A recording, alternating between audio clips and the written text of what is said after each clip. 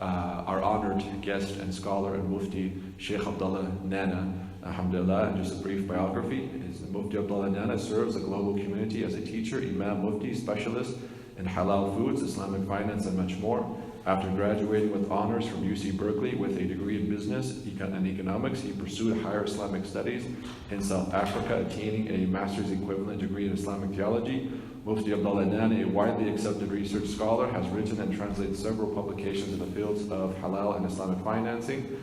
Serving the local community as the Director of Affairs at the Islamic Center of Mill Valley, Mufti Abdullah Nana provides Islamic advice and support for a wide range of things, from marriage ceremonies to school lectures. He's available to educate and inform about Islam. He currently resides there, inshallah, alhamdulillah, with his family in Mill Valley. So alhamdulillah, this is the schedule, inshallah, and as our Prophet Muhammad sallallahu alaihi wasallam, he says in a hadith, that's Hasan in Tirmidhi, he says, الدنيا ملعونة ملعونة ما فيها إلا ذكر الله وما والاه والعالم والمتعلم. That the Prophet Muhammad sallallahu alaihi wasallam, he says the dunya, the life of this world, is cursed, meaning it's temporary, it's not going to last forever. Everything in it except for the dhikr of Allah, the remembrance of Allah, and ma wala, that which follows it in obedience of Allah, and the alim wal muta'allim, and the one, the scholar, and the student, the teacher and the student. These things, alhamdulillah, are not cursed, they're blessed by Allah. So we have a blessed and great scholar, mashallah, to join us. And without further ado, I'd like to introduce and welcome Mufti Abdullah Nana to the Mihraab and I-Core program. Jazakallah khair. Assalamu alaikum wa rahmatullahi wa barakatuh.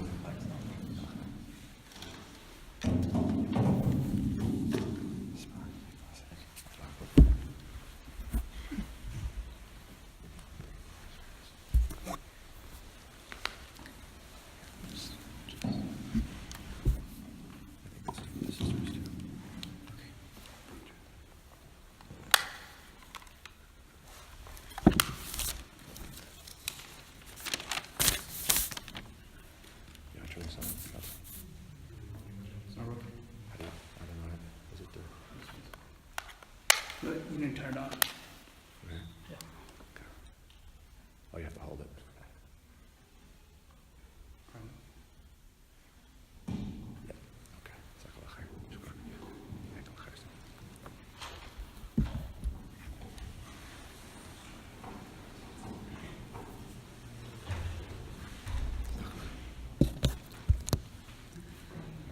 Bismillah ar-Rahman ar-Rahim.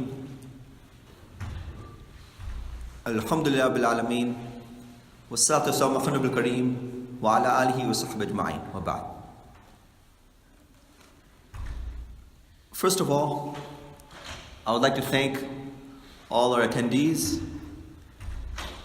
Unfortunately, Islamic finance is perceived as a dry and boring topic.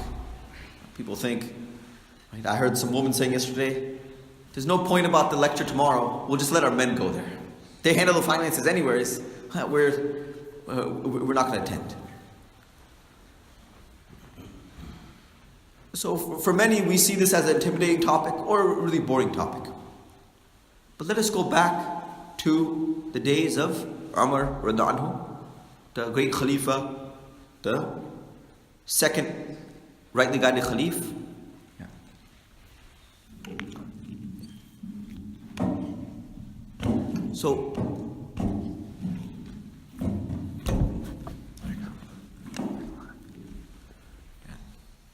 So if we go back to the days of Umar radhiyallahu anhu, we learn how important the laws of buying and selling are, and the laws of finance are.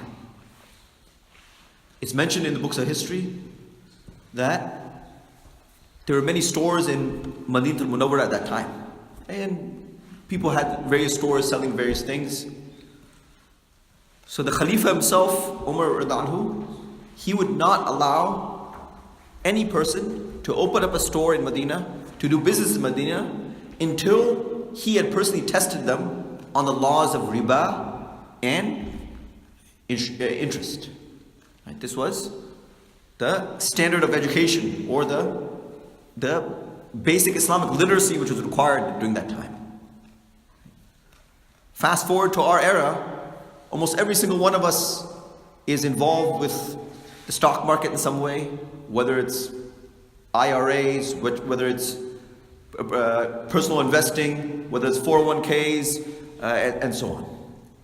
And every single one of us is involved with the bank in some way or another, whether it's deposits, whether it's ATM cards, whether it's debit cards, and so on. So in our era, the need to know about these basic Islamic laws or Islamic Finance 101 is even more important. So may Allah reward all of you for your interest. Normally the lectures are a little bit shorter. Today we have some more time to go into more detail. So let's start with one of the main questions that we hear. What is Islamic finance really? And is it really different? I can say the most common question about Islamic finance in America today is, what's the difference? We see this Islamic home financing company and we see Bank of America or Chase. We look at their contracts, we look at the structure, it looks exactly the same. This Islamic finance is just hyped up. There's no real difference at all. Many people are under this misconception. So the theoretical underpinnings of Islamic finance are related to the laws of riba and interest. Interest, as we know, is one of the greatest sins in Islam. The scholars mention there's only two situations where Allah subhanahu wa ta'ala declares war against a person. There's only two situations. فَإِن لَمْ تَفْعَلُوا فَأْذَنُوا بِحَرْبٍ مِّنَ اللَّهِ وَرَسُولِهِ وَإِن تُبْتُمْ فَلَكُمْ رُءُوسُ أَمْوَالِكُمْ لَا تَظْلِمُونَ وَلَا تُظْلَمُونَ. In Surah Baqarah, Allah subhanahu wa ta'ala says, if you do not completely desist from interest and riba, then listen to the announcement or announce war with Allah subhanahu wa ta'ala. And if you repent, then you can have your principal wealth, you will not oppress others, and you will not be oppressed. Likewise, when we look at the books of hadith, there are many prohibitions and warnings regarding interest. Right? This is the starting point. Right? The Prophet Muhammad sallallahu alaihi wasallam is reported to have said, لَعْنَ رَسُولُ اللَّهِ صَلَّى اللَّهُ عَلَيْهِ وَسَلَّمَ آكِلَ الرِّبَا وَمُوكِلَهُ وَشَاهِدَهُ وَكَاتِبَهُ. The Prophet Muhammad sallallahu alaihi wasallam said that Allah's curse be on that person. May that person be devoid of Allah's mercy, who consumes interest, who pays interest, who witnesses interest, and who records interest. What a serious sin. Even if the person themselves is not involved in the interest-based transaction, just by recording it and being a witness, they're also under Allah's curse, they're also devoid of Allah's mercy. So there are numerous other hadith as well which discuss the severity of interest and the severity of the sin of interest. So we can say the objective of Islamic finance is to protect Muslims and provide an alternative to interest. That would be the summary of Islamic finance. To protect Muslims and to provide a halal alternative to interest. Now, today in America, in the year 2019, when we hear the term Islamic finance, the first thing that comes to our minds is home financing. And to a great extent, the Islamic finance industry in America is still in its infancy stages. We do not have the full package or the full option of Islamic financing which is available in other countries. For example, go to Malaysia, go to the Middle East, there are entire Islamic banks. From A to Z, entire Islamic banks. You have halal alternatives to investing, to deposit your money and earn a halal profit. In other countries, you have a separate section in that bank where you can deposit your money, and instead of opening up a non-interest bearing account, you can invest in a partnership and keep your money there and also earn a profit as well. Right? Halal savings accounts. These are widely available in the Middle East and in Malaysia and in Indonesia. Likewise, they have numerous Islamic investment opportunities as well. They have mutual funds, they have halal stocks, and they have numerous investing opportunities which we don't have here today. They also have Islamic insurance options as well, known as takaful, cooperative insurance. Right? They have all types of cooperative insurance and halal insurance options, halal insurance alternatives.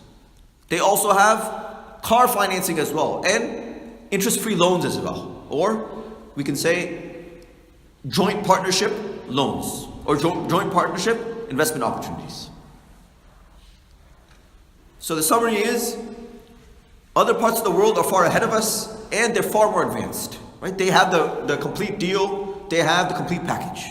And as things stand in America, we're still in the beginning stages.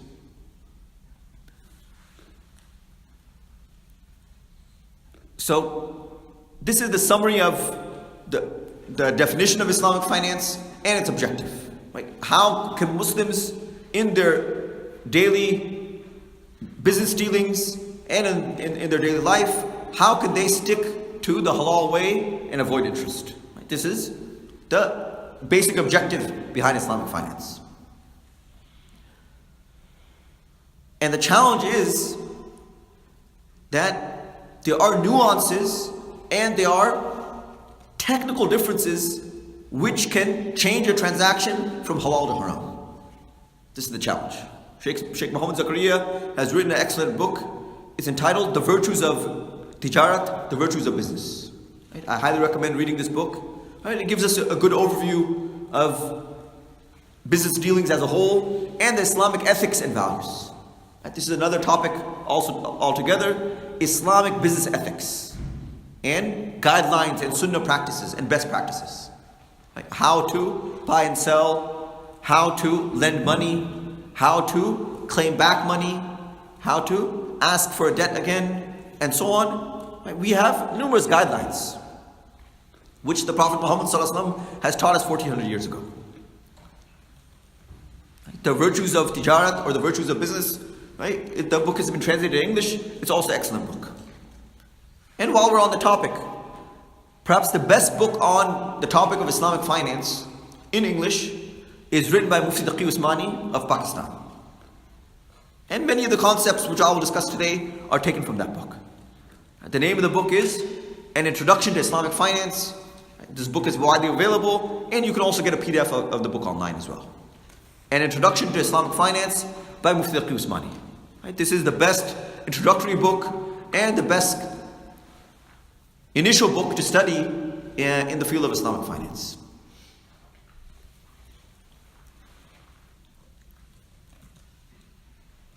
So after answering probably a few hundred Islamic finance questions, as I said, the most common question is, what is the difference? What is the difference? The person will argue, look, because in America, the predominant form of Islamic finance is home financing, and that is probably the greatest need for Muslims to purchase a home in a halal way or an interest-free way. So many people will ask, Sheikh, we don't see the difference. We think Islamic finance is just a gimmick. It's just all this hype, but it's the same thing. So for example, I go and I approach Bank of America, they give me an application. The Islamic finance company does the same thing. I have to fill out an application. I have to get my credit check and I have to prove my income. The whole Islamic finance company is making me do the same thing. The Bank of America is giving me terms, they're charging me interest. I have to pay back more than I'm borrowing. The whole Islamic finance company is making me do the same thing. Right? The APR with Bank of America is whatever, 3%, and the APR with the home Islamic finance company is more. Right? It's 3.5% or 4%, for example. Right? I don't know the latest numbers, I'm just giving you examples. So people look at this and they go, Sheikh, it's exactly the same. Why can't I just go to Bank of America instead? Let's just make our lives easier. Let me just go to Bank of America. So this is perhaps the greatest misconception and the most common question people ask in Islamic finance. So let's start from that question. What is the difference? So, the most important thing to note is that in Islamic law, the procedure makes all the difference in the world. The outcome, the net result might be the same, but the procedure makes all the difference in the world. So even though two transactions might look the same, because the procedure and the process is different in the two transactions, one might be halal, one might be haram. Even though on the apparent they look exactly the same, the net result is exactly the same. So let's start from a relevant example that we can all understand. So we have person A who lives in Redmond, Washington, and who has a house. Let's call him Zaid. Then we have person B who also lives in Redmond, Washington, who also has a house. Let's say this person's name is Amr. Right? So we have these two individuals here. Okay, so person A, they live in their house, they have a significant other. Let's assume it's a woman, inshallah it's a woman, right? So Zayd and his significant other are living in a house. Amr and his significant other, who's also a woman inshallah, are also living in the house. Okay, so we're looking at these two couples. Right? They live together in the house for many years. They live together, they sleep together, they eat together, and they have children together. So we're sitting as observers, we're watching these two couples and two families interact. So when we look at them, we can't see a difference. Right? They're your average Muslim American couples, Muslim American families, we can't see a difference. Are they exactly the same? No. Zayd came to Mufti Sohail and in the presence of two witnesses said, I accept you in marriage and I give you in marriage. Amr never did so. Is the net result the same, respected friends? The net result in terms of them living together and them having children and them living the rest of their lives together, is that the same? That is the same. Meaning, if we're watching them, we can't see a difference. Right? When we observe them, they look exactly the same. Having children together, will the children still be born whether you're married or not? The children will be born. But yes, where you guys are shaking your heads, in terms of Islam, the two situations are completely different. Right? This is a good example for us to relate to, that the procedure means everything. We might think that the net result looks exactly the same. Right? At the end of the day, you're living in your house with a woman, and you're having children together. But the procedure makes all the difference in the world. And sometimes it's a minor thing. How long does it take to go to the shaykh and say your vows?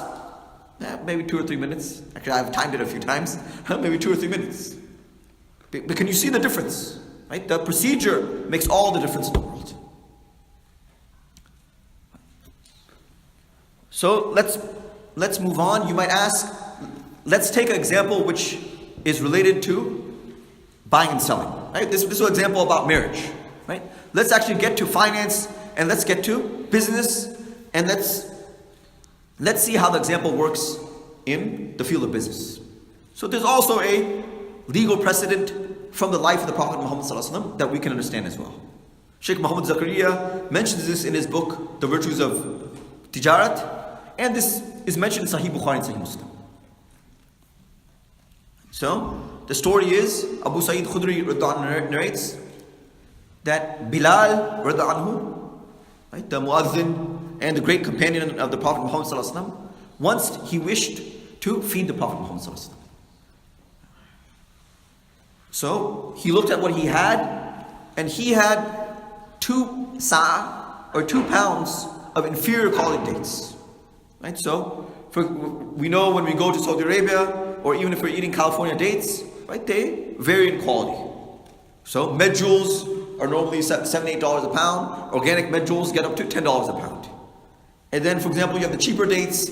You have golden zahidi dates. I don't know if you guys have heard of them. Or you have deglet noors. Right? Those are maybe $2, $3 a pound. Right? So, for our purposes,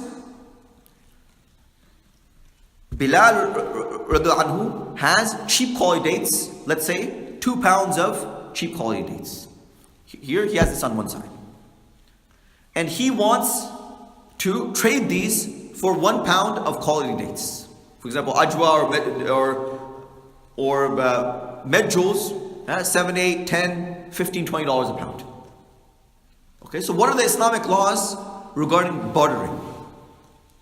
So, just as there's interest between money, right? Money, if I'm lending you $100, I can only get $100 back. Right? The amount has to be exactly the same. Likewise, when it comes to bartering 6 types of commodities and other commodities which fall under the same category, the amount must be the same on both sides. Right? Although bartering is not as common today, but this still applies to bartering.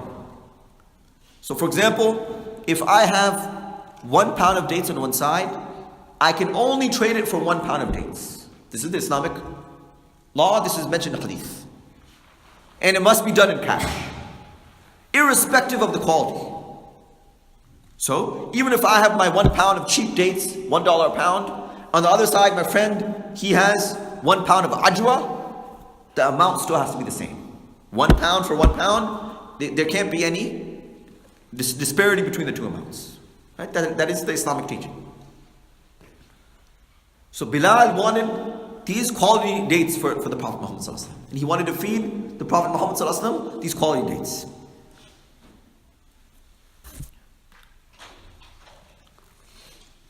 So he tells the Prophet ﷺ, here, O Prophet of Allah, here are these 1 pound of quality dates. He said, I took my 2 pounds of cheap dates and I traded them for 1 pound of these expensive dates. And here, O Prophet of Allah, eat of these dates. So the Prophet Muhammad ﷺ says, Awwa, dhalika aynu riba. Oh Bilal, you just engage in an interest-based transaction.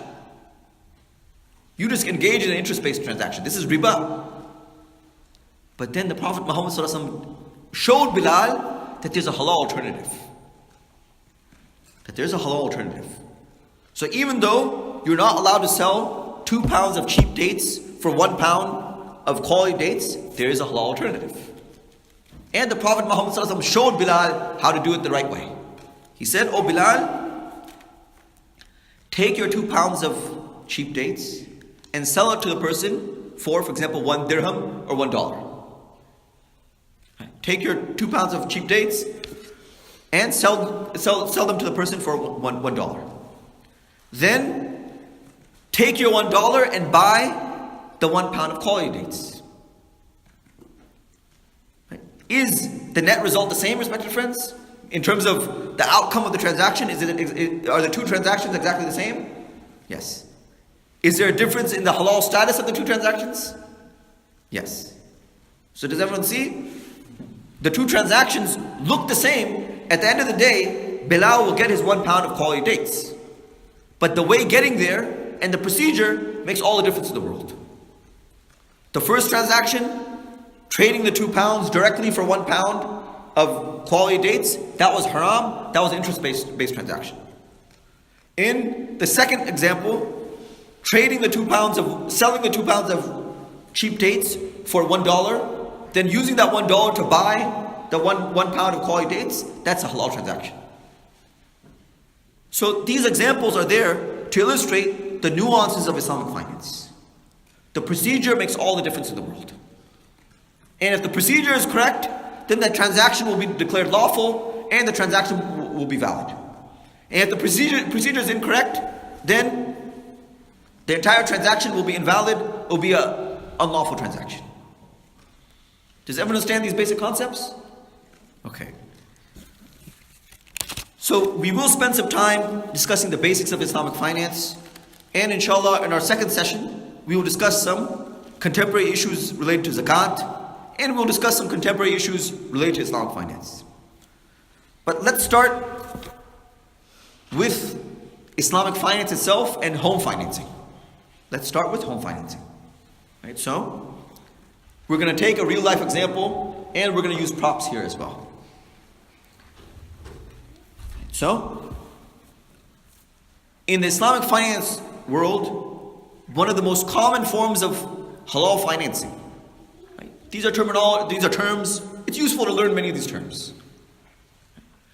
One of the most common financing transactions in the Muslim world today, in the world of Islamic finance, is something known as Murabaha. Right? You can learn this term, Murabaha. If you don't like the Arabic term, you can learn the English term. Right? It's known as an installment sale. It's known as an installment sale on credit. Right? Installment sale on credit. And it's pretty common in the world today. In fact, a good portion of car financing is based on installment sales, and even appliances. Installment sales. So, in English we will call it an installment sale. In Arabic, it is known as Murabaha. Right? Sale with a markup. So one key concept to understand here is, even in Islamic law, you are allowed to sell items on credit. If the person does not have cash, you are allowed to sell items on credit.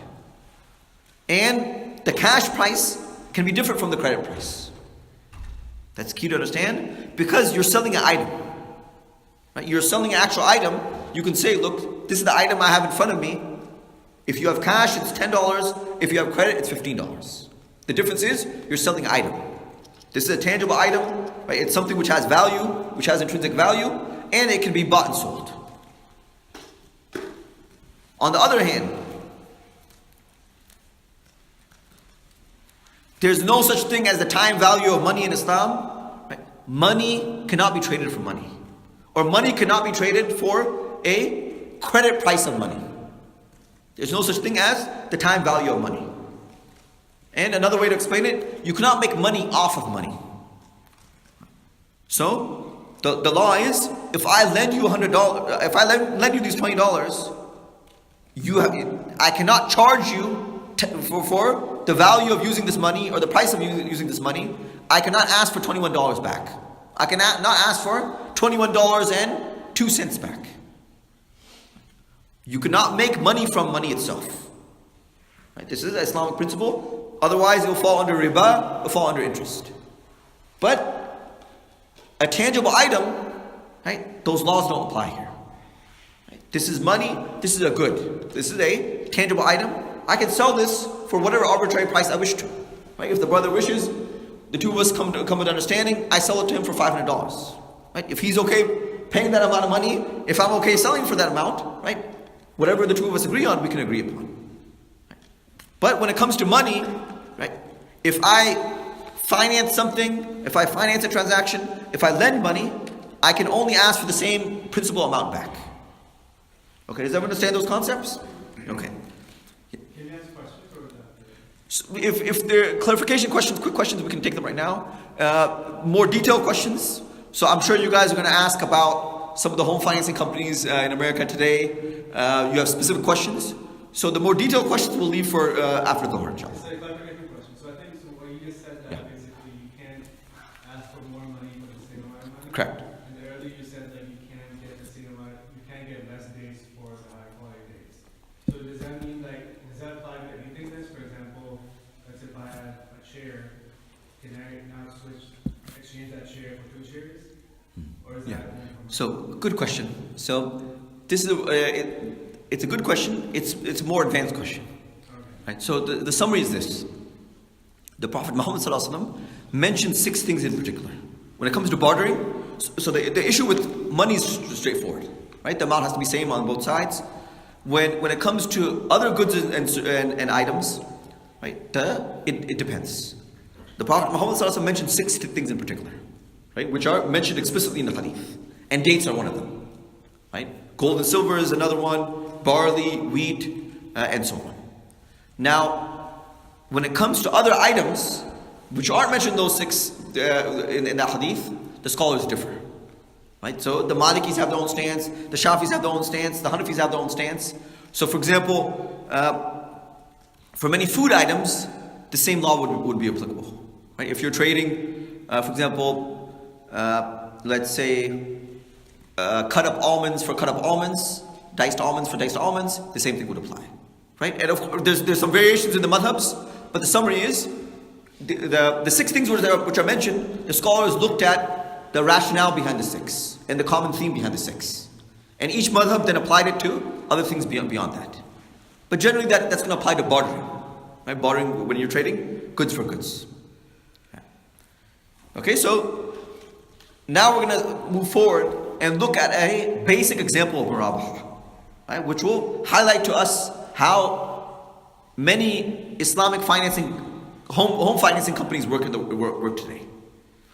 Now, as a disclaimer, this is a simplified transaction, and also as a disclaimer, our goal today is to discuss Islamic finance in general. Right?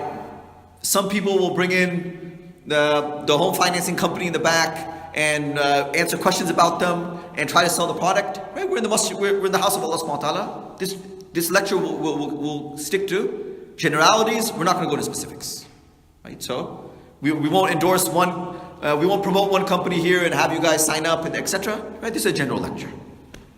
And there are different forms as well. Just as a disclaimer, the home financing options in America today fall under about 2 or 3 different types of transactions.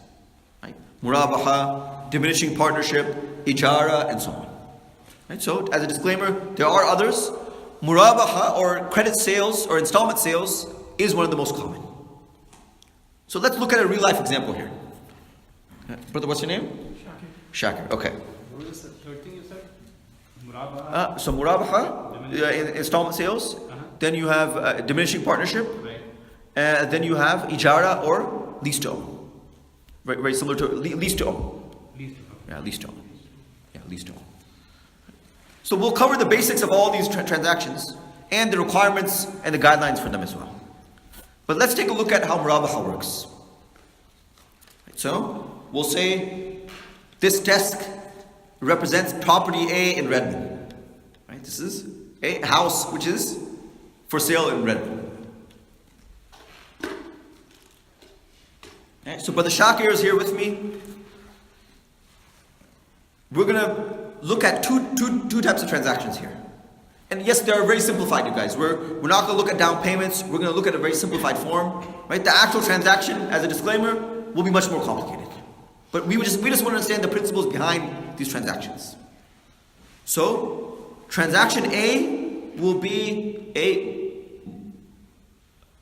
loan from a bank, conventional financing. Right? A conventional mortgage from Chase Bank or Bank of America. Transaction B will be a simplified Murabaha or installment sale transaction. Okay, so let's take a look at how these transactions would work. Here. Let me bring this over.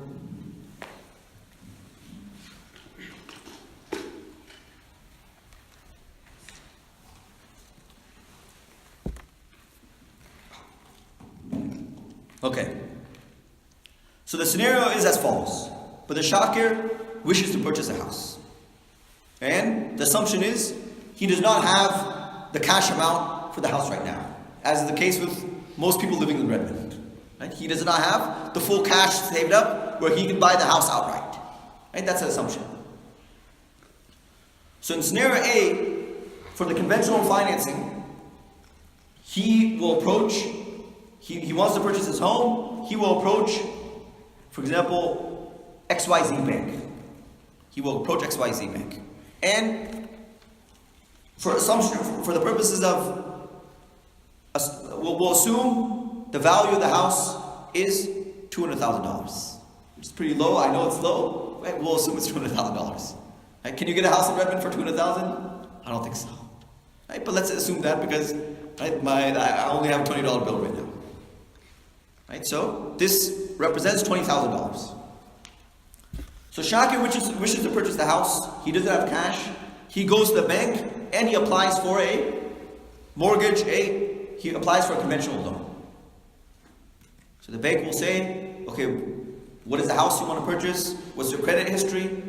And then they'll tell them, okay, we will give you $200,000 to purchase your home, and you will pay us back, for example, $250,000. Spread out over 30 years. Right? I'm not aware of the exact APRs today in exact financing, these are just random numbers. So for example, over 30 years, Shakir will be paying back $250,000. Right? So as the bank, I'll come and I'll bring Shakir in, and I'll say, Shakir, right? In actuality, the money is going to go from account to account, but I'll just illustrate the example. So Shakir gets the $200,000, and now Shakir will go and approach a realtor and purchase the house.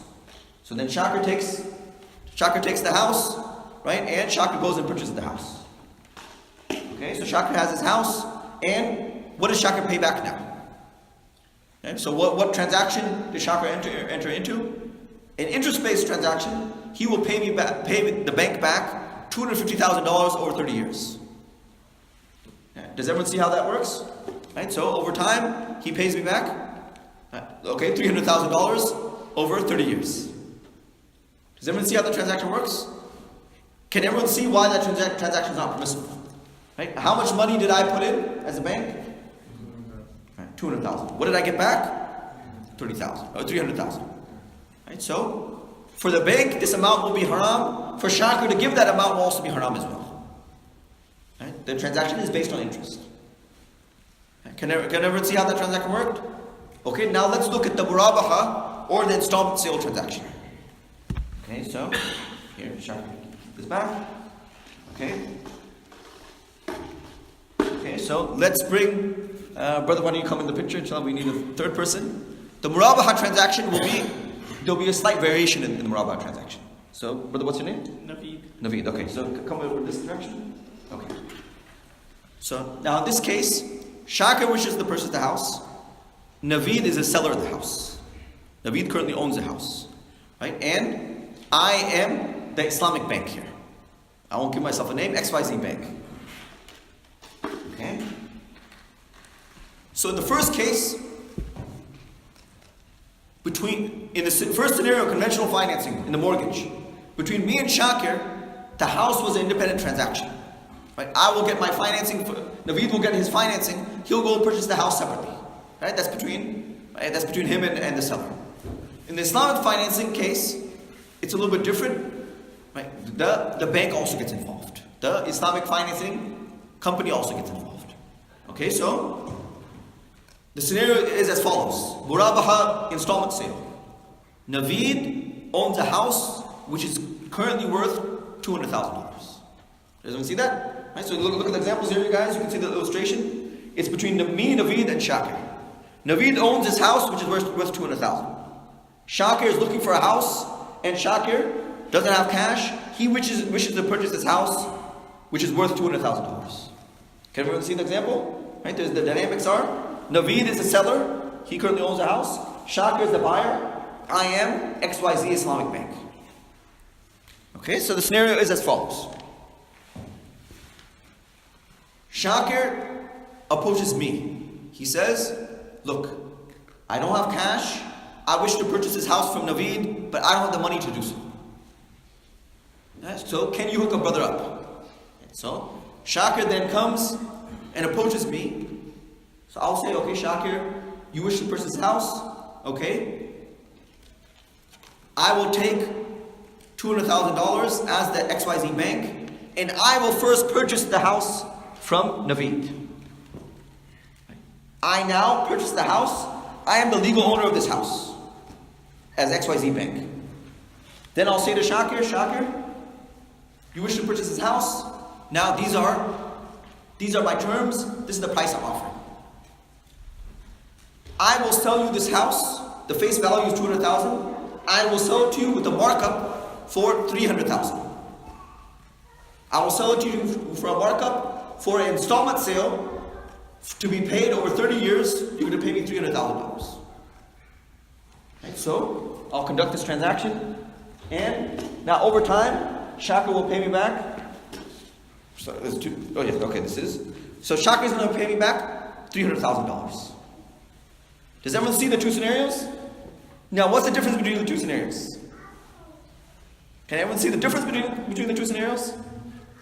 Is the first transaction halal? Conventional financing, was that halal? No. I made money off money. And the second transaction, Was the money I made halal? The XYZ bank?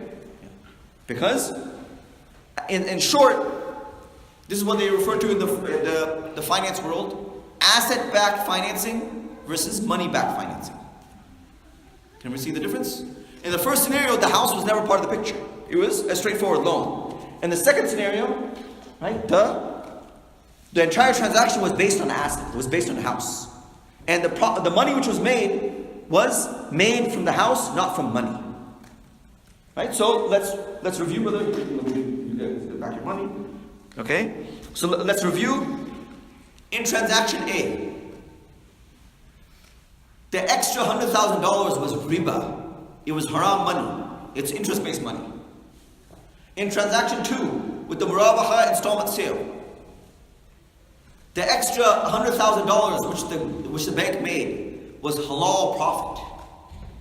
In Islamic law, it will be categorized as halal profit. And the entire transaction will be categorized as a lawful Murabaha installment sale transaction. Even though the two of them look the same, as I mentioned earlier, the net result seems to be the same. How much money is Shakir going to pay back in both situations? $300,000. Does he get the house? Yes, he gets the house. But the procedure makes all the difference in the world. Does everyone see? The procedure makes all the difference in the world. So this should summarize to us how Islamic finance works. Right? This is a good example and an illustration of how Islamic finance works. Yes, it is a very simplified and dummied down version. I didn't include down payments, which would add further things as well. I didn't discuss the other terms and clauses, which are mentioned in about 18 pages of the contract. And I didn't mention the other scenarios of what happens afterwards. Right? So I've simplified it really. There's much more to it, but at a basic level, this is how the transaction works. Okay? Yes, brother? As you said in the beginning, it's all in the demand. So the fundamental level of what you said is very true. Yeah. The problem comes, as they say, the devil is in the details. So the thing that always gets at the conceptual level is very clear. Yeah. The thing that gets confusing for us is in the details. For example, if you're looking at an example, you bought the house from Brother Nana, you sold it to other brother. Let's say that after you bought the house, the original seller tells you, I'm not interested anymore in buying the house. Those are the type of things. So you need to have full possession of the house. Or we should be as Muslims care about how you purchase the house. For example, and I'll give you a very simple example. You're the person, and I go to you and I say, I want to buy a house and it costs $200,000. So can I buy the house? You go and steal $200,000 somebody else, you buy the house. Okay? Should I, as a Muslim, worry about whether your transaction to buy the house is haram or it's none of my business? I should not worry because Allah did not put that obligation on me. True. What I'm saying is, the fundamental thing is very easy to understand. It's the nuances that are the things that are. That's fair. Yeah. So keep in mind, brother, the points you're raising are very valid. Right? And the fact is, the Prophet Muhammad ﷺ has said in a hadith, a time will come when riba and interest will afflict every single person. And if it does not affect them directly, the bukhar, the smoke and traces of riba will be everywhere. So, agreed with you. We will discuss Islamic finance as a whole in the next session and the challenges. We can accept we are living in an imperfect world, and even Islamic finance as it stands is imperfect. It's imperfect. There's many clauses which resemble the conventional financing. There's a number of issues in Islamic finance because conventional banks are involved. In many cases, Freddie Mac and Freddie Mae, they are involved and so on. So we are living in an imperfect world. And I'm not going to pretend and tell you, all Islamic financing today is perfect. It's not. In America, as things stand, there are a number of challenges and a number of problematic issues facing Islamic finance. Keep in mind, a number of scholars have examined these transactions. Right? I've talked to Mufti Abdullah Nana directly about many of them. Right? I've met him. I brought up many of my concerns. So the point is, there's a difference. This will summarize everything. There's a difference between a completely ideal, 100% pure Islamic finance transaction, which could take place in an ideal world versus what actually takes place. And this also applies to I tell people, it also applies to the halal industry as well. So there's a point, the point is, if a scholar tells you, this transaction fulfills the requirements in Islamic law, that's different from saying, this is a perfect transaction in all aspects, it meets all the ethical standards, it meets all the social standards and social justice standards in the world.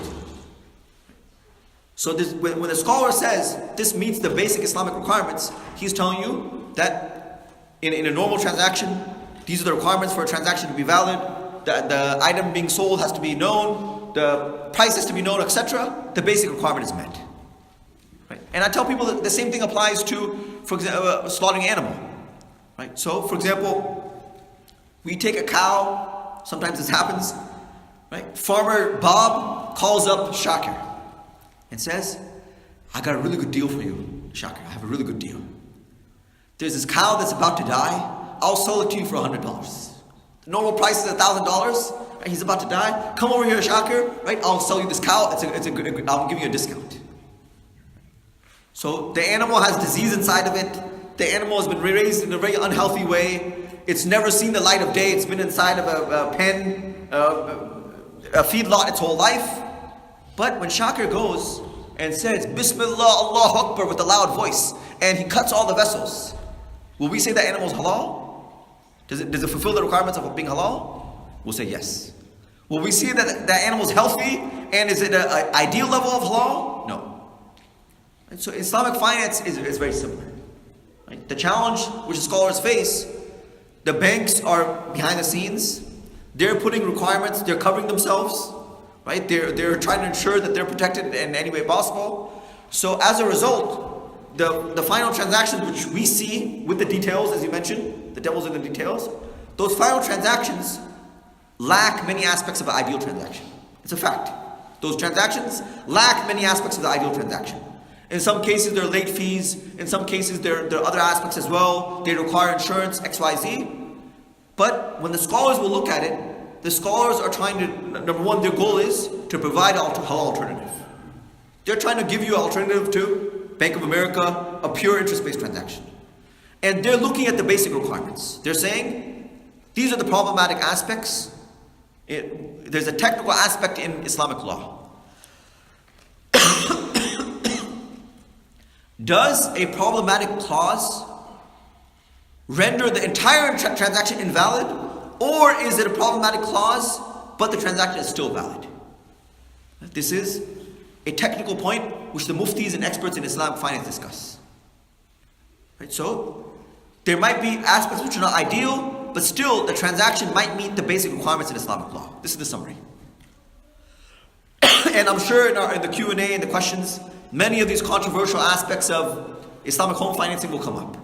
Some of them require insurance. Some of them charge you for late payments, and so on. And there's other aspects as well. Okay, going back to the basic transaction. Does anyone have any questions about the basic transaction of credit sales, of an installment sale?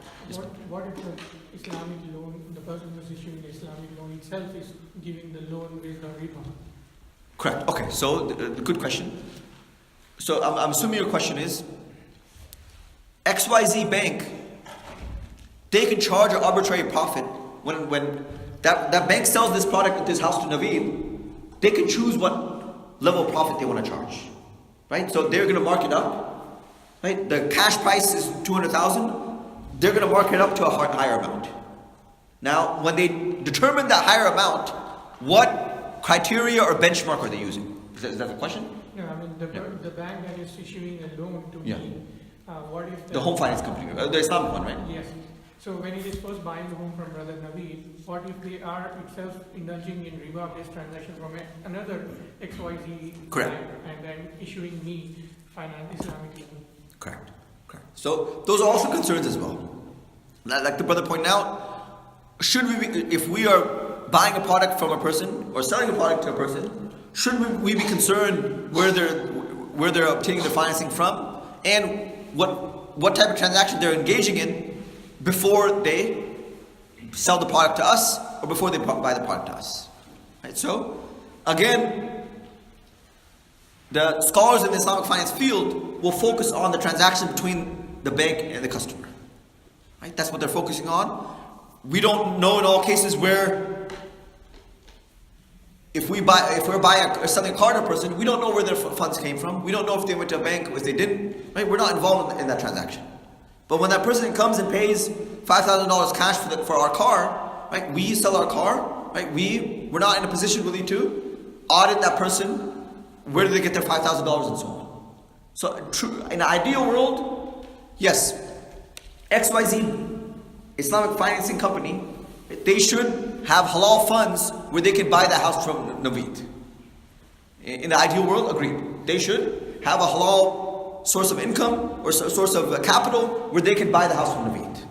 And in some cases, they are also obtaining loans and doing some other things as well. So that's a valid concern. And unfortunately, it is prevalent as well. I have a follow-up question. Yeah.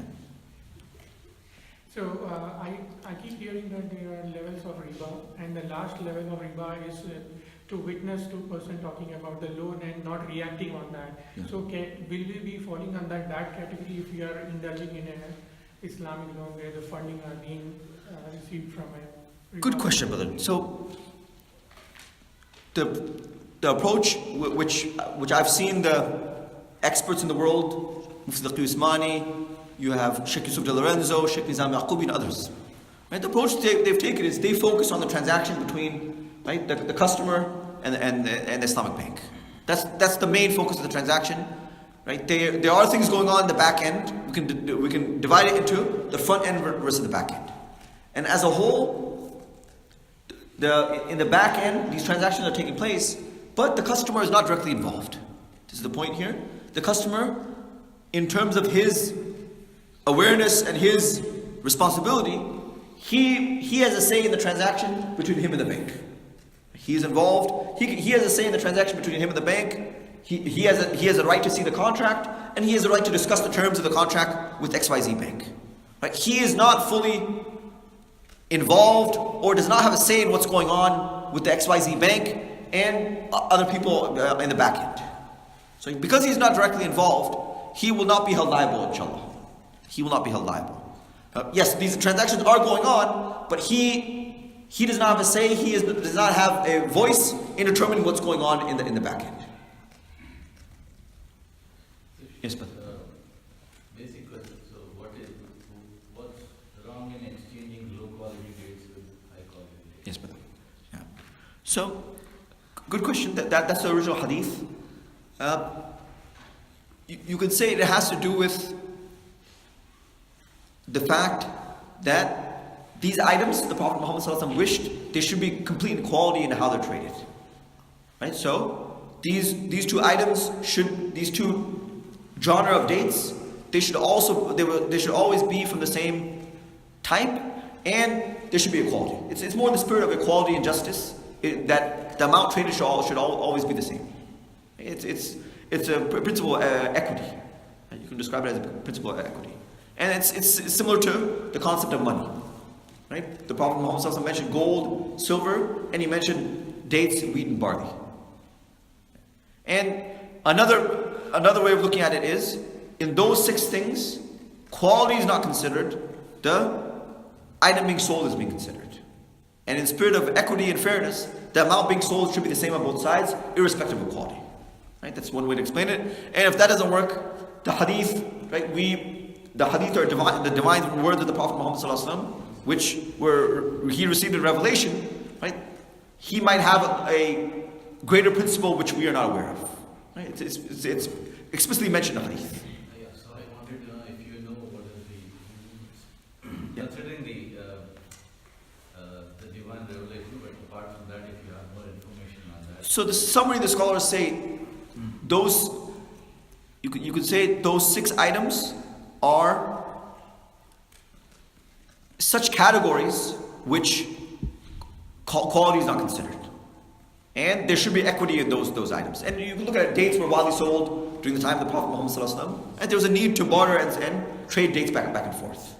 So in the spirit of fairness and justice, the amount should be the same. So a poor person, right, no matter what type of dates you have, you always get the equal amount when you trade them. It's more based on equity and fairness. That's a summary. Yeah. Okay, brothers. So, at a basic level, does everyone understand this transaction of credit sales? Okay. So, we will discuss some other aspects related to Islamic finance. Inshallah, after Dhuhr, we'll have Q&A as well. Inshallah, we'll have more time. The sisters can write their questions, the brothers can write their questions. We'll try to cover all aspects of Islamic finance. Right? Unfortunately, for most people, Islamic finance only means home financing. Right? But the hope is, in the next 15 to 20 years, 20 to 30 years, you'll see Islamic finance grow. And part of it has to do with us as a Muslim community. When we ask for halal alternatives, when we ask for and we support Islamic financing options, then there'll be incentive for more companies, for more Muslims to provide those options. Right? For example, I've seen some prominent scholars in America saying, just go to Bank of America. Don't even waste your time. Bank of America and Chase are halal, just go to them, what's the big deal? So the whole point is, Islamic finance, the Islamic finance industry was developed to provide us an alternative. And if we throw in the towel and we say interest is halal, right, it defeats the purpose. Right? The whole point is, Muslims should have their own type of financing. It's very interesting.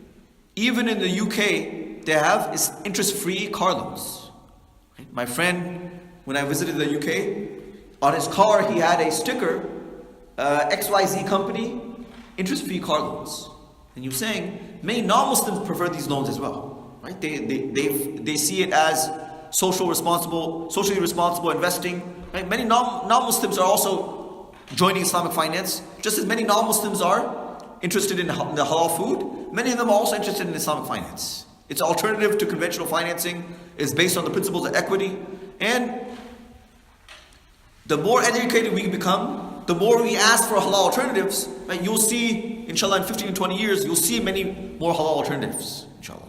Right? As of now, really, there are no really halal takaful or insurance options. There are very few investing options in America. The hope is, in 15 to 20 years, we'll see many more options. We'll see the Islamic finance industry grow. So inshallah, we'll take a short break, inshallah. Inshallah, we'll come back, inshallah, at 12:25, inshallah. So it's good to hear these questions. It's good to hear the level of interest in purchasing a home. Right? I met a brother yesterday at the downtown masjid, a brother from Seattle. He said, Jazakallah khair, brother. 7 years ago, you gave me advice to purchase a home according to Islamic guidelines. And today I'm still living at the home. I wanted to come up to you and tell you, Jazakallah khair, I really appreciate it. Right? So I told the brother, sorry, I forget. This was 7 years ago. Right? I don't even remember talking to you about it. But right? The level of interest is there, alhamdulillah. The level of interest is there. So we have roughly about 50 minutes. Let's discuss another common home financing option which is out there, or let's discuss another type of transaction. Right? Another type of transaction. Then we'll spend some time briefly discussing some contemporary issues regarding zakat and regarding Islamic finance as a whole. Inshallah, we keep in mind we can't cover everything. If we were to cover all aspects of Islamic finance, we could easily spend 6 to 7 hours. I wrote a research paper in Islamic finance for the Harvard University Islamic Finance Seminar. Right? This was about 120 people submitted research papers, and from the 120 they accepted 40 for presentation at their seminar.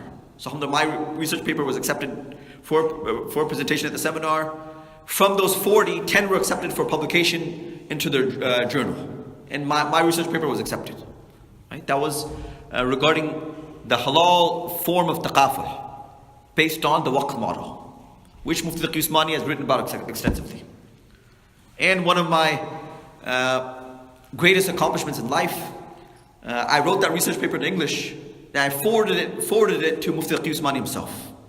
I said, Hazrat, I've written this research paper. I know you're extremely busy, but 2 of your students have written books, 150-page books on Islamic insurance and takaful.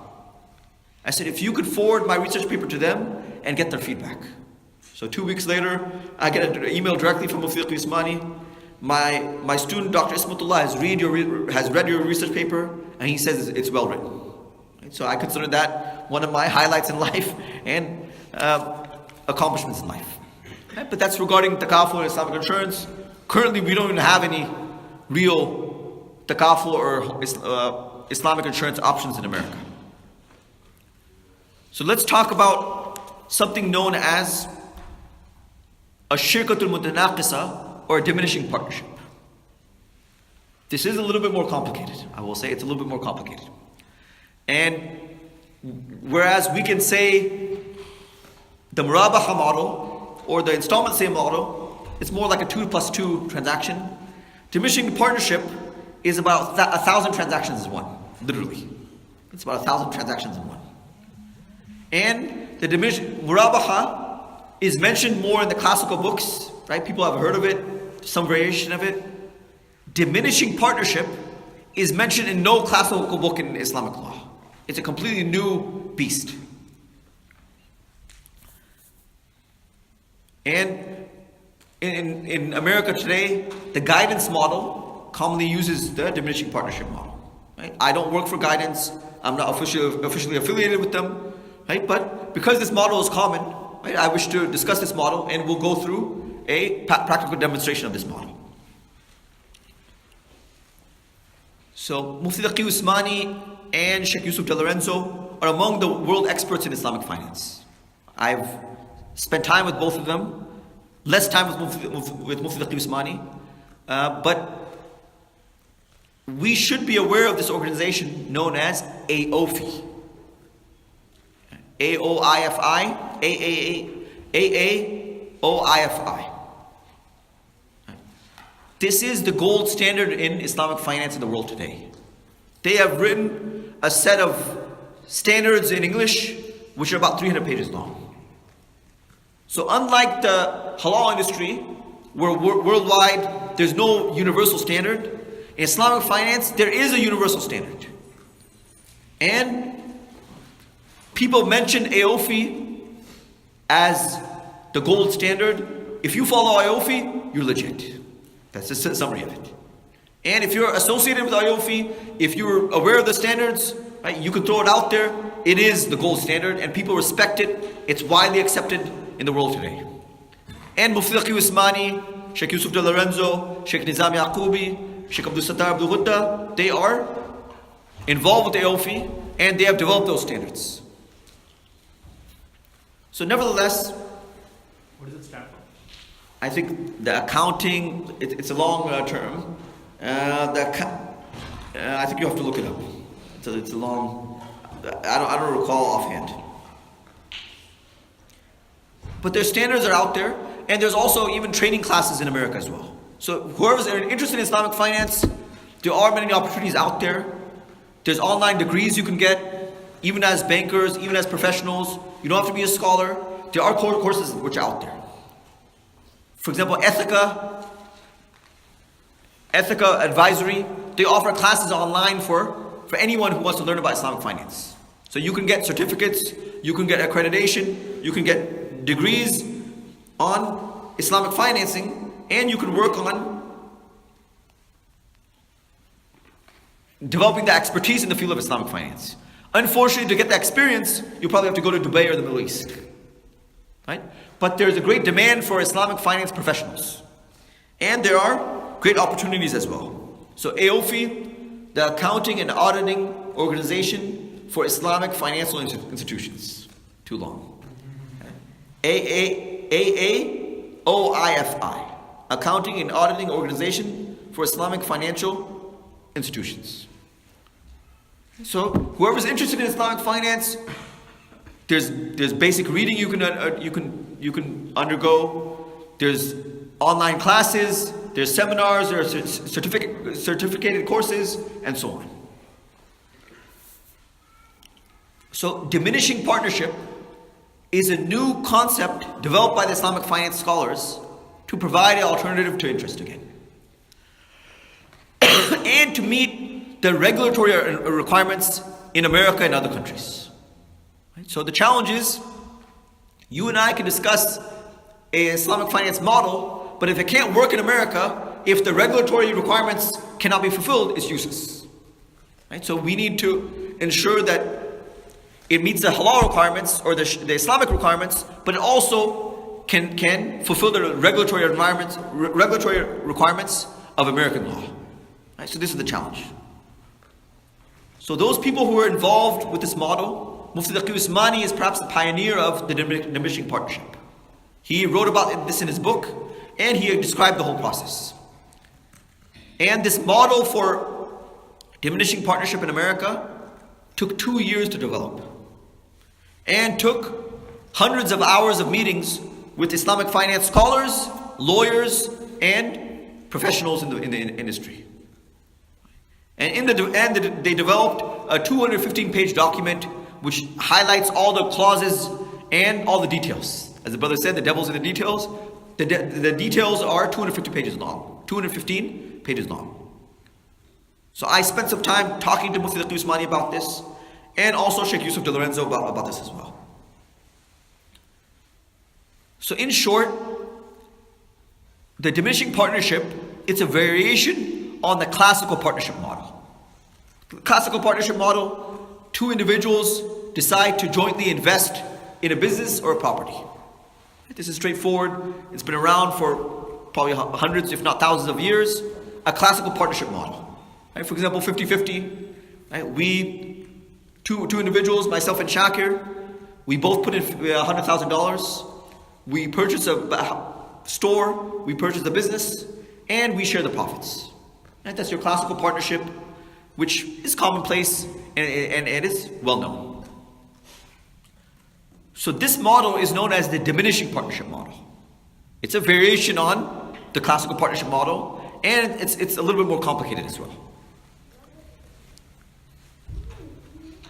So let's bring our props and let's go through an example.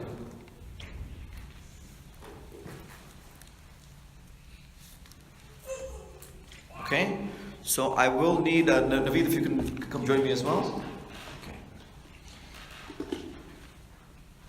Okay. So with the diminishing partnership, the key difference is this. In the installment sale, the actual transaction is only once and one. And once it's done, the person is paying you back, but the transaction is already done. The transfer of ownership takes place on day one, at day one. Right? That's the key. There's only one buying and selling transaction in the Murabaha or installment sale.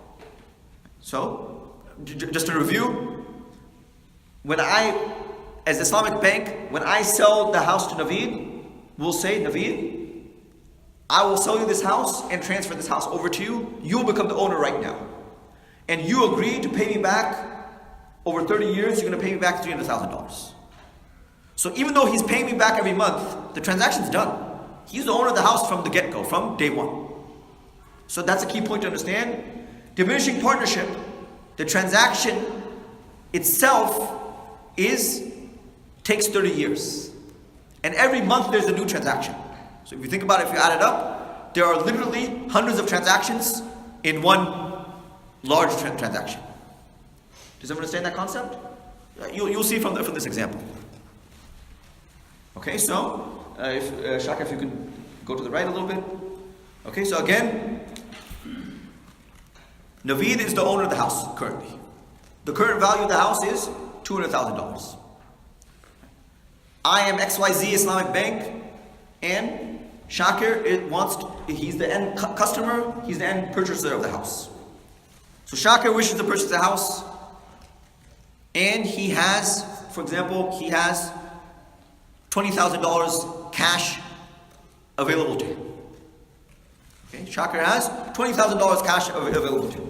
Okay, Shakir, okay. Okay, so let me think of a good way to do this. Okay, let's okay. So Shakir has $20,000 cash. Let's start with that.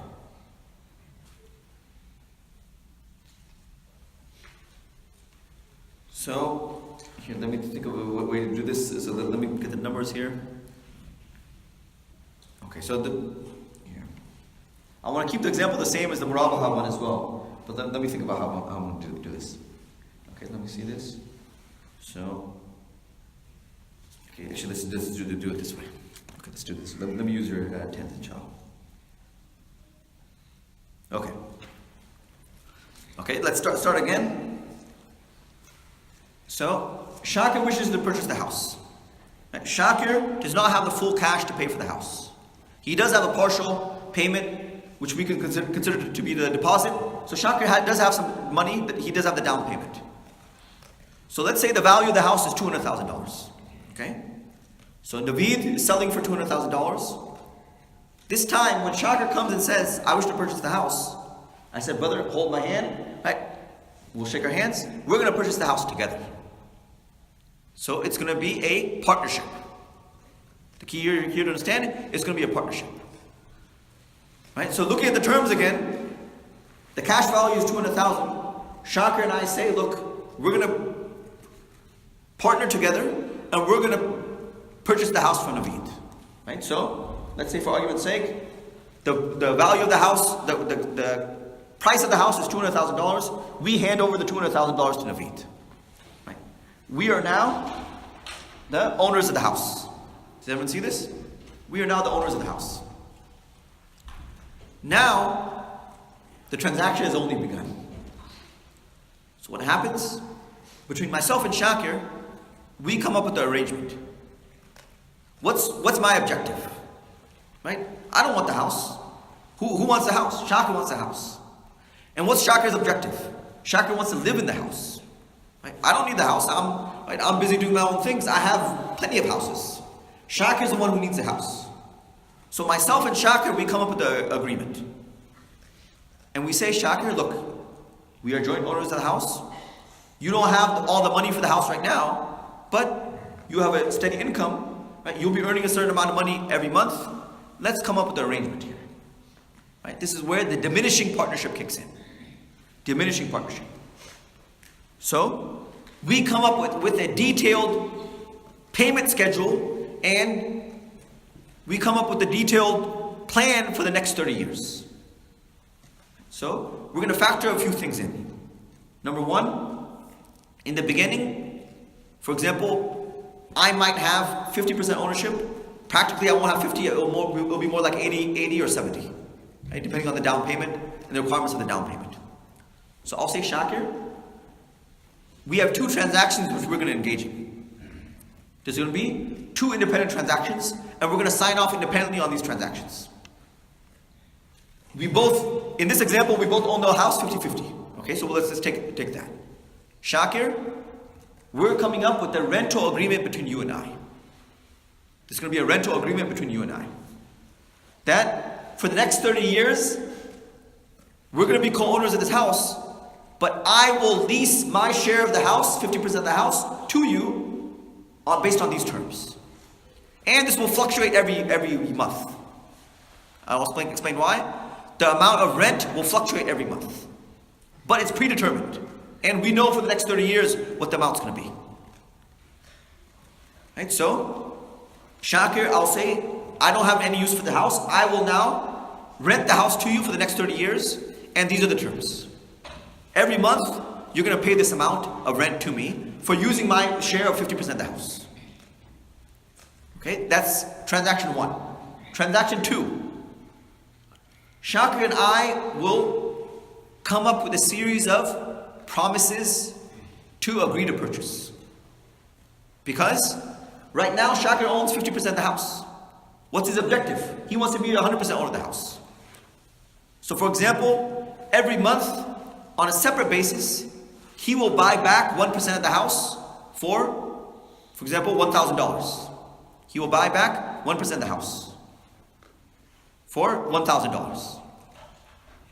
So he will agree every month for the next 30 years, I will buy, obviously it's not 30 years, but I will be paying back, I will be purchasing 1% of the house every month from you for this amount of money. So there's two independent transactions. One is the rental payment and one is the payment for 1% of the house. Now what happens over time? Over time, the rental payments will go down. Right now he's 50% over the house. Towards the end, he's going to be 90% over the house. So to reflect that, this will be factored in when you calculate the rent. And there'll be a detailed rental schedule from now for the next 30 years. And there'll also be a detailed schedule for purchasing back. This is hence diminishing partnership. Does everyone understand how that works? So for example, day one, it might be, the ratio might be, of ownership might be 50% to 50%. But by the end, it will be 99% 1% and 100% 0%. So this is how the model works, right? Co-ownership or diminishing partnership. Right? And right from the beginning, the details are there. You can see that this transaction is more complicated. Can everyone see why? Every month there's a new transaction. And over time there might be hundreds of transactions. And they're all meant to be independent transactions. Also it's further complicated because renting is involved. And all the requirements of renters, rental agreements, rental insurance, all the rental issues will kick in as well. Yes, brother? What are the incentives of doing a diminishing Mihraab instead of just doing a Murabaha since it's more simple? Sometimes there's tax reasons, right? So you have to factor in tax as well. And there could be different preferences as well, right? It is very similar, but there might be tax advantages for one over the other. A person might have, in terms of Islamic law, there are differences as well, right? With the diminishing partnership, it's a more complicated transaction, and you have to deal with that transaction every month, right? You have to, technically when you're forwarding that money, it's a new transaction. With the Murabaha, it's one and done, right? Kind of like college basketball, one and done. Right? It's a little bit different, yeah. Would the difference be that the house price changed over time and was effectively cut in value, and now you're both owning part of something that's cut in value? Yeah, so, true. So the house, so to answer your question, on day one, you will agree with based on the market rate on day one, you will set the payment schedule and the rental schedule. But now if the house value goes up, you potentially will gain in the profits as well. Right? And if the two of you decide to sell it, so that's also an option. Right now we're the co-owners of the house. In 10 years, if we decide to sell it, right, in principle, we can now share in the profit as well. Yes, brother? So with the Murabaha model, that would not be the case. So that would be a difference, brother. So with the Murabaha model, from day one, Shakir is the sole owner of the house, and any profits which he gains, he's going to gain as well. Any losses, he will be responsible as well. So the co-ownership model is meant to be more equitable and more a sense of fairness. That, in theory, I'll be careful saying this. In theory, both the bank and the customer should share profits and losses. In theory. As we said, the devil's in the details. Yeah. So, is there any requirements on the money that you are getting to pay the house? So the brother asked that question before. So the challenge is, it's a very valid question, brother. Because most of what True. here is very like True. True. Their interest. True, brother. So this is where I was explaining the whole back-end concept, brother. The challenge is, and part of that, brother, your question earlier, because Islamic finance is in the infancy stages, practically, if a home financing company, Islamic financing company, wishes to sell 1,000 houses, they literally need billions of dollars of capital. And because as Muslims in America, we're a small percentage, right? We might be 10 million Muslims. We don't have the financial backing. We don't have our venture capital companies. We don't have our investment companies. We don't have large pools of income like the Middle East. So unfortunately, the options for obtaining capital are not, options for obtaining halal capital are not readily available, as they might be in Indonesia or the Middle East, where the governments are also involved. Right? If you think about it, in the Middle East, the Muslim governments, UAE, Saudi Arabia, the government itself can put in money into halal capital. Right? In America, that option is not available. Right? So the challenge is in the back end, where is the Islamic finance? Where is the Islamic bank or home financing company, where are they getting their capital from?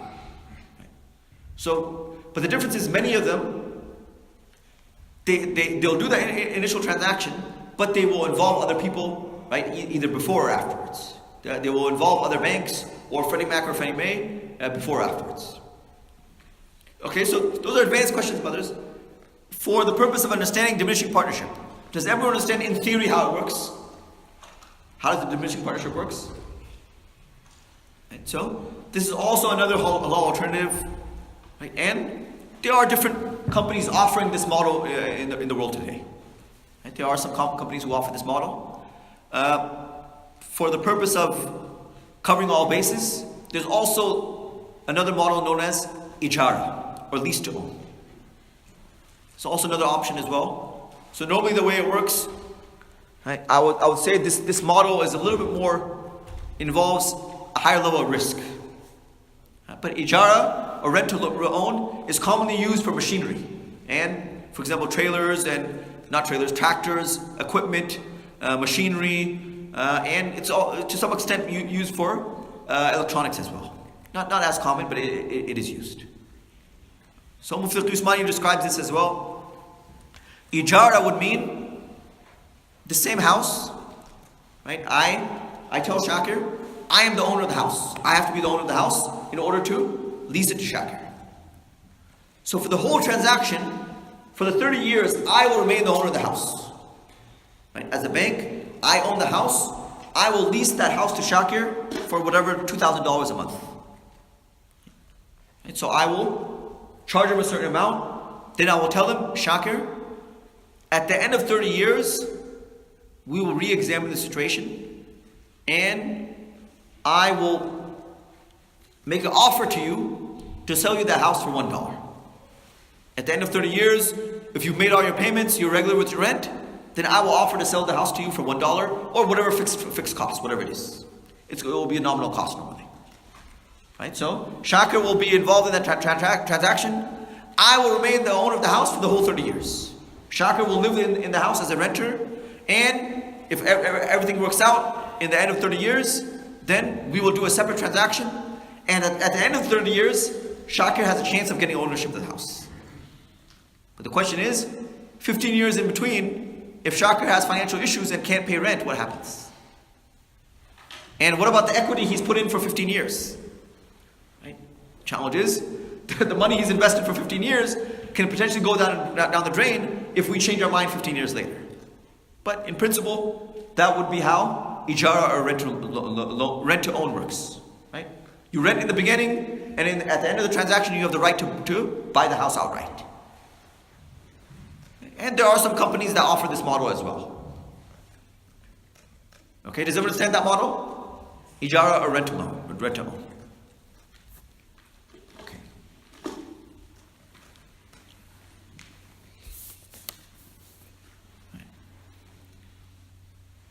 So we've covered the common forms of home financing in America today or in the world today. For further reading, these same terms, the guidelines, the details, the clauses, you can refer to Mufti Usmani's book, An Introduction to Islamic Finance. There's an entire chapter on diminishing partnerships. There's an entire chapter on Murabaha, installment sales. There's an entire chapter on Ijarah, lease to own, and so on. And there's much more details mentioned there. There's much more information there as well. So as I mentioned, for most of us, home financing is all that matters. But the point is, as Muslims, we need to know the basic laws related to all aspects of everyday transactions and buying and selling transactions. Right? So I wish to spend some time covering some other aspects of Islamic finance. As we mentioned earlier, as Muslims, talabul ilm faridatun ala kulli Muslim. Before we engage in any type of transaction, any type of new venture, we should know the laws and the Islamic rules for that type of transaction. For example, if we are planning to invest in a 401k, if we are planning to take a job, we need to know the laws related to that job, related to that investment, related to that 401k option or whatever it is. Right? This is a basic Islamic principle. Before you engage in a type of business, know the laws and rules related to that business. Before you start investing in the stock market, know the laws and rules related to the stock market. Before you sign an employment contract, know the rules and laws of that particular business and all the factors or all the aspects which are associated with that business. Does that employment give you a life insurance along with that employment? Do they give you stock options? Do they offer you, for example, 401k options, investment options, etc.? And the challenge is, many of these transactions are complicated, and many of these day-to-day business dealings we're engaging in are complicated transactions, and there's a lot of gray areas. You and I know any mutual fund in America, pretty much any 401k in America has a haram element involved.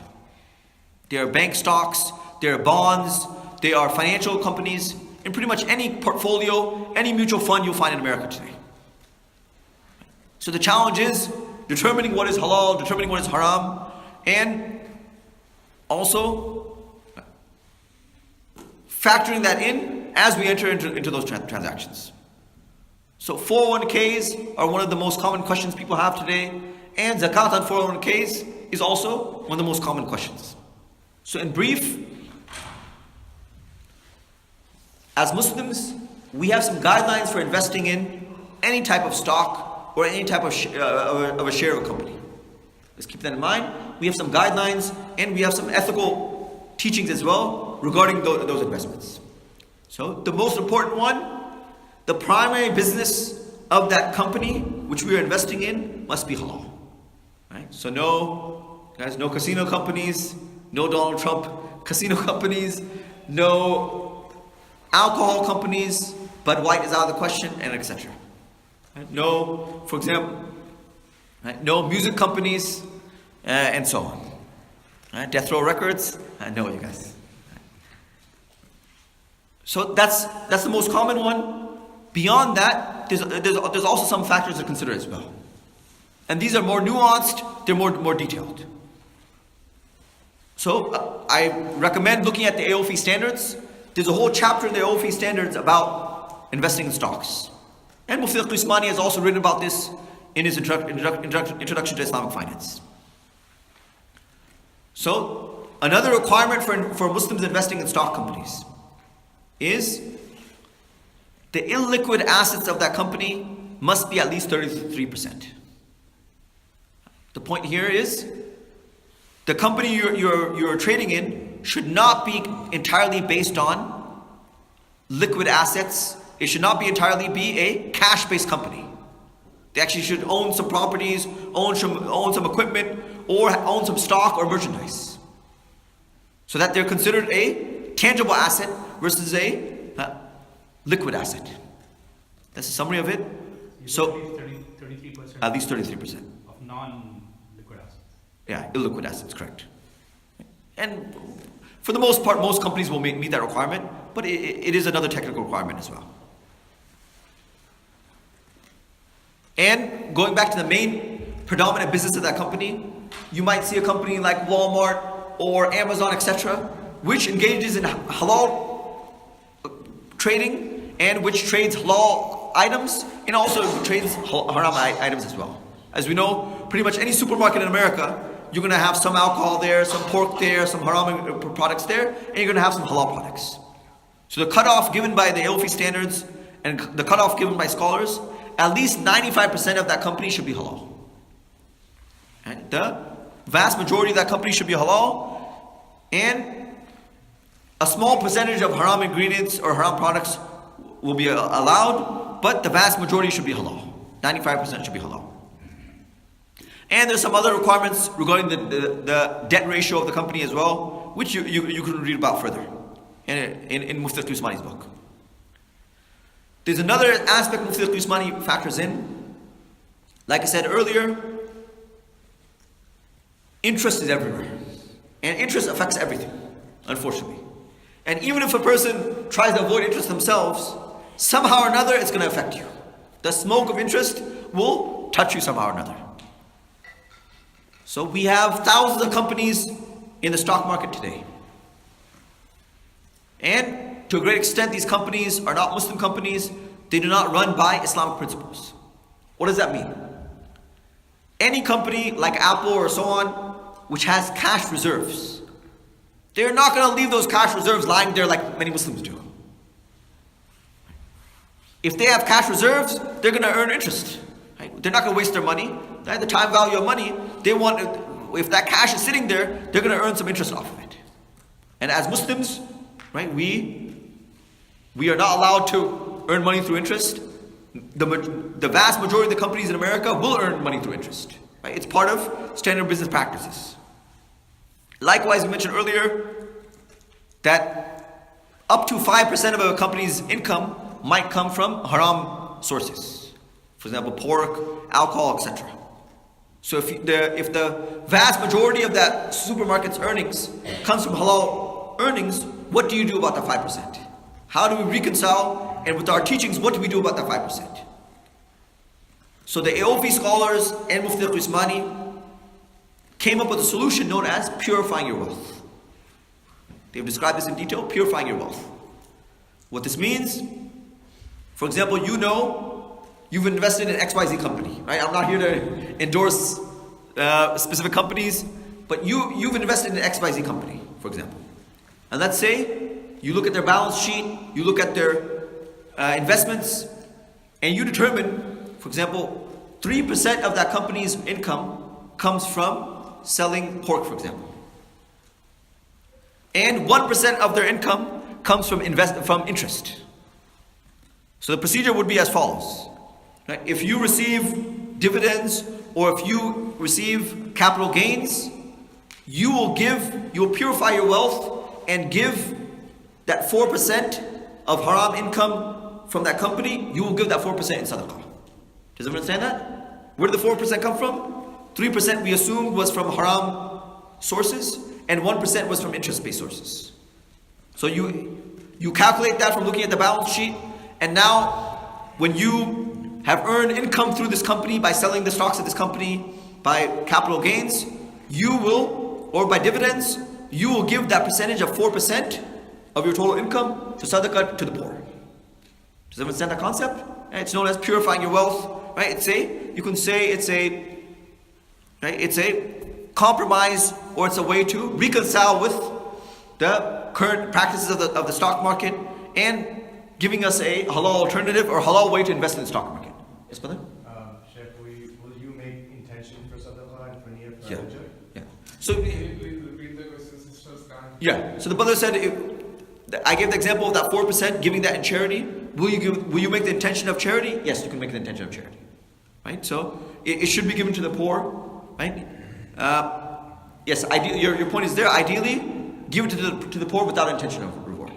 Right? Because it's haram income. Right? You're estimated to be haram income. Right? You should give it without intention of reward. Right? That would be the correct procedure. Is it just dividend, or is it the profit you make on the investment as well? Yeah, both. Yeah, both. So the question is, should that 4% will that be just on dividends or on capital gains? Both, right? That it represents the income you are gaining from that company, the profit you are gaining from that company. You're purifying your wealth in the process, right? So you're estimating and giving that 4% of that profit or that dividend to the poor in charity. I have a macro level question, which is for all these things, and I'm familiar with the OT standard. Yeah. And one of the questions that whether we should ask ourselves, for example, in the stock market or even applies to all these things, is there a compulsion on us? For example, no company says that you must invest in your stock or you must participate in the So, and you're right, all of these companies will have cash, or even a tech company might be selling music. Things are very blurred. But is it, I know that from the point of view of Islamic finance, you're trying to provide alternatives. But as an Islamic jurist, one of the questions that should be answered is, at what stage does it become the fact that you shift? For example, you could live a life. I lived in the US without owning a house. You can continue to rent. There is no compulsion. Nobody says it's fun for you to own a house. Nobody says it's fun for you to invest in the stock market. So what is the criteria that determines whether you should enter into these things knowing that there is a certain percentage Or will we be questioned the day of judgment saying, why you enter into something where you knew a small percentage, as we said 5%, and you have to purify it versus you could sleep at night without doing any of these things? Okay, so the brother's question is, we accept that the stock market as a whole always will have some percentage of haram income, right? And as we discussed earlier about many of the home financing companies, from the back end, in terms of the clauses and so on, right? There will always be some questionable practices. There will always be some issues about the back end, where they're getting their financing from, the Islamic Bank themselves, where they're getting their financing from. And the question is, what are our responsibilities as the average person when it comes to buying a house? Should we rent, right? Are we required to buy a house, or can we have the option of renting? Are we required to invest in a 401k? Are we required to invest in the stock market? Or do we have the option of opting out, and so on? Right, so this is a very good question.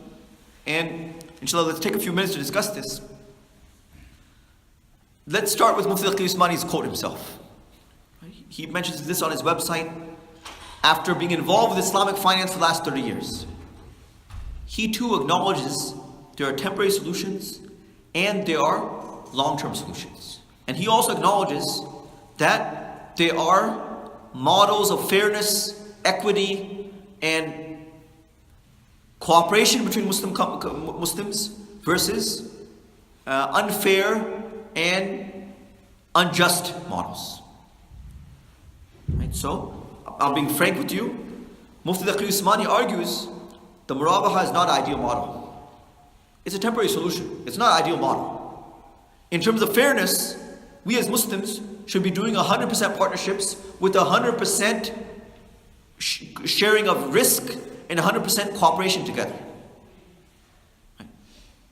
So that point is there. Mufti Usmani argues we should be moving towards full musharaka and full mudaraba. These are the Islamic ideals where the bank and the customer share the profits and share the risk 100%. Right? And the bank also assumes a large risk.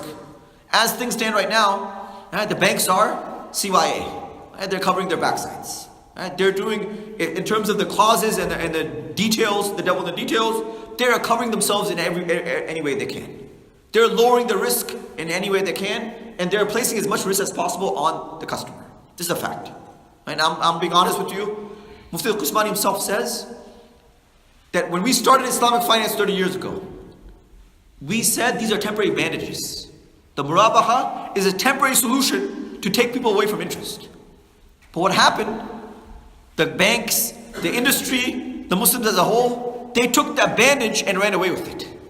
And that long-term medicine, which was supposed to make you feel better and stop the bleeding, that blood thinner, whatever it is, they forgot it. They put that bandages, they took the bandage and ran away with it. So Mufti Usmani, he's very candid and frank. He says this is his experience with Islamic finance. Islamic finance has not moved away from the temporary solution. They have taken the temporary solution and went to town with it. And the ideal models which we should be working towards, we are not.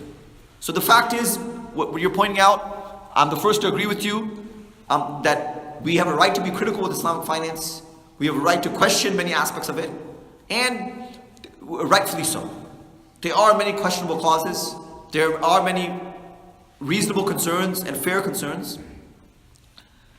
But looking back from the perspective of the scholars, they want to provide halal alternatives for the Muslim community. Right? Think about it. Many Muslims, when they first came here, and a good percent of Muslims today, I would estimate more than 50% of Muslims in America bought their houses on interest, on a conventional mortgage. More than 50%, especially the Muslims who came here from the 70s. In the 70s, 80s, 90s, there were no home financing options available. So the scholars have started from that perspective, that Muslims are already involved in riba. It's not a matter of today should a Muslim buy a house on riba or not. No, Muslims to a great extent for the last 30 years in America, 40 years, already are involved in riba. Now, how do we get them out from riba? How do we offer them halal refinancing options? And how do we provide them alternatives? So the point is, those alternatives are not ideal, but at least they are based in principle, they're based on Islamic concepts and they offer alternative. Now, are we required as Muslims to buy a house? No. Do we have to take the alternative? No. Renting is a viable option.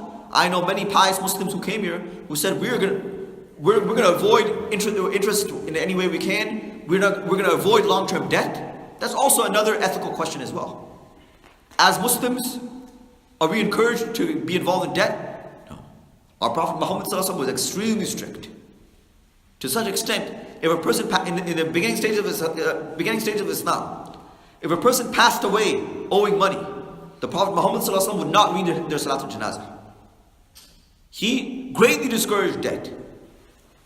Muslims should avoid debt as much as possible.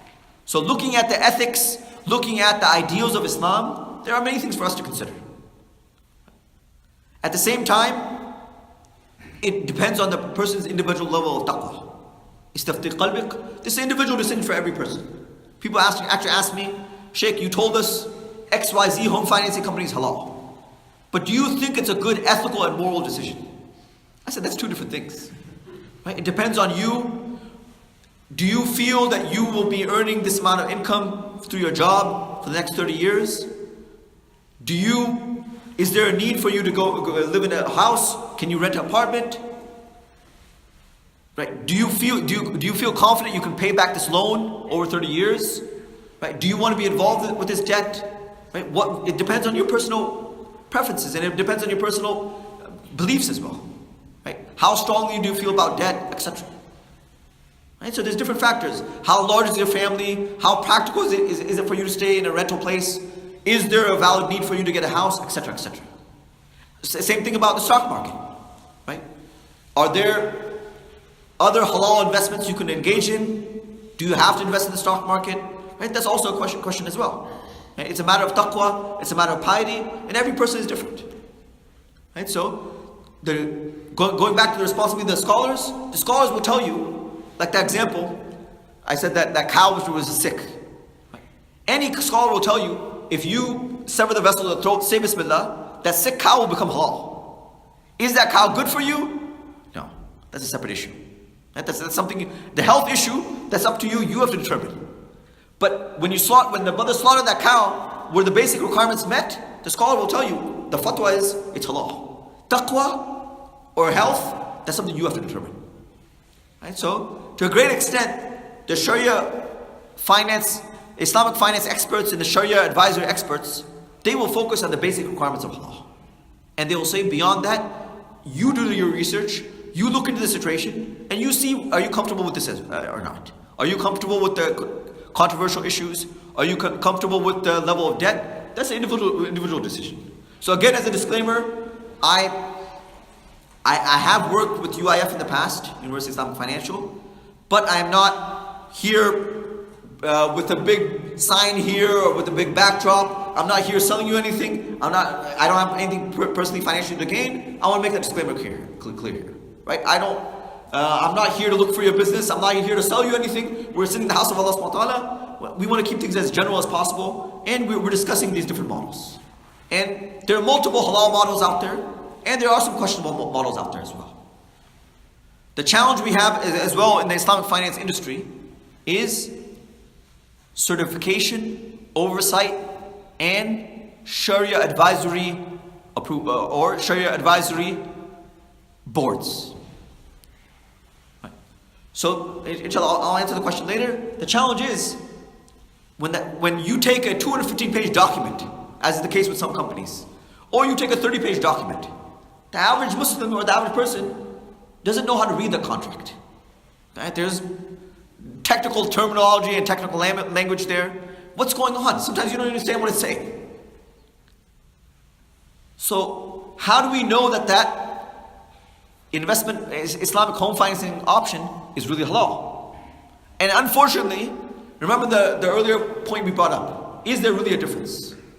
Right? That was the question. Is there really a difference? Unfortunately, in some cases, the way certain home financing companies work, it's the same thing as Bank of America. It is the same thing as Bank of America. They're cutting corners. Just like the halal industry, respected friends. Right? We have certain stores, they go and buy from Safeway and from Walmart, they bring the meat, put a halal sticker, and they sell it. In Islamic finance in America today, we have the same problem as well. Some individuals claim, we don't need these scholars to tell us if we're right or wrong. You be the judge. You choose. Empower yourself. These scholars are a waste of time. You go and you find out what's halal, and you make your decision by yourself. You be your own mufti, brothers. You be your own mufti. That's how they talk. So, there are a number of home financing companies in America today. Some of them have the approval of scholars, some of them do not. Some of them use the Murabaha model, some of them use the diminishing partnership model, some of them use the Ijarah or lease to loan model, etc. Right? So the challenge is looking at their contracts, looking at their model. The most important question to ask is, which scholars have approved of this model? Which scholars have gone through the contract and done the work for us and given us a stamp of approval? Right? That process should make our life easier, and especially knowing that individual like Mufti Usmani has approved of a model, right? It's there to make our life easier. So respected friends, I haven't covered everything we wanted to. Going back to the 401k. So, I gave you the guidelines for investing in a stock, correct? I gave you some guidelines. Keep in mind, a 401k is simply a group of stocks which you can invest in. Right? And you apply those same individual criterias, right? Does each stock in that 401k portfolio meet the Islamic requirements or not? Right? That's what you will have to determine. There are some quote-unquote Islamic mutual funds out there, right, which need to be examined.